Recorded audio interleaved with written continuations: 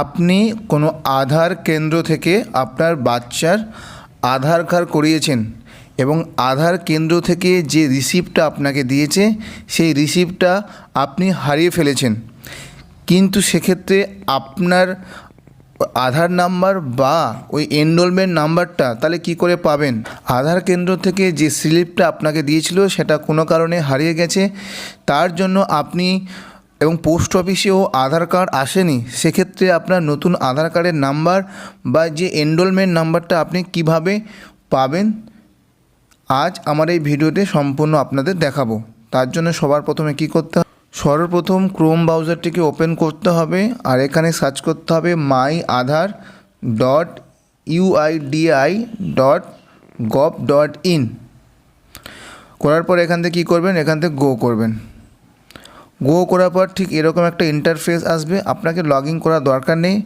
নিচের দিকে আসলে আপনি একটা অপশান দেখতে পারবেন রেক্টিভ আধার নাম্বার বা ইআইডি, যেটাকে এনরোলমেন্ট নাম্বার বলে, বা এসআইডি সার্ভিস আইডি নাম্বার। এই অপশানটিতে ক্লিক করবেন। ক্লিক করার পর ঠিক এরকম একটা ইন্টারফেস আসবে, আপনি এখানে দেখতে পাবেন সিলেক্ট 12 ডিজিট আধার নাম্বার। আপনি যদি আধার নাম্বার ডাইরেক্ট চান তাহলে আধার নাম্বার, আর যদি এনরোলমেন্ট নাম্বার চান তাহলে এনরোলমেন্ট নাম্বারের অপশানে ক্লিক করতে হবে। অনেক সময় কী হয়, বাচ্চার আধার কার্ড করলে আধার কার্ডের নাম্বার নয় এনরোলমেন্ট নাম্বার অনেকে জানতে চায়, তাহলে এনরোলমেন্ট নাম্বারের অপশানটাতে ক্লিক করলেন।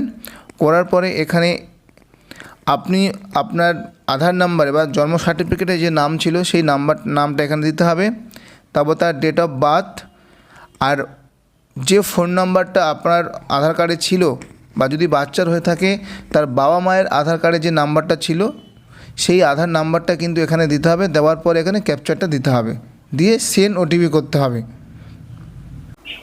সমস্ত ডিটেলস ফিল আপ করার পরে এখানে সেন্ড ওটিপি আছে, এই অপশানটাতে ক্লিক করতে হবে। ওটিপি সেন্ড করার পরে এখানে এন্টার ওটিপি করে সাবমিট করতে হবে। ওটিপিটা দেওয়া হয়ে যাওয়ার পরে কি করতে হবে, ওটিপিটা দেওয়ার পরে এখানে যে অপশানটা হচ্ছে সাবমিট, এই সাবমিট অপশানে ক্লিক করতে হবে। কিছুক্ষণ ওয়েট করবে, দেখতে পাচ্ছে ইওর এনরোলমেন্ট নাম্বার, দেখো চলে এসছে ইওর এনরোলমেন্ট আইডি নাম্বার দেওয়া রয়েছে, ইওর রেজিস্টার নাম্বারও সেন্ড করে দেওয়া হবে। এইভাবে কিন্তু আপনারা চাইলে হারিয়ে যাওয়া এনরোলমেন্ট নাম্বার বা আধার নাম্বার কিন্তু সহজেই নিজের মোবাইল থেকে এবং ইউআইডিএর যে ওয়েবসাইট রয়েছে সেখান থেকে কিন্তু সহজেই কিন্তু বার করে নিতে পারো। যদি ভিডিওটি ভালো লাগে প্লিজ সাবস্ক্রাইব করে দিও। কথা হবে অন্য কোনো ভিডিওতে। আজকে কিন্তু টাটা, বাই বাই, সবাই ভালো থাকবে।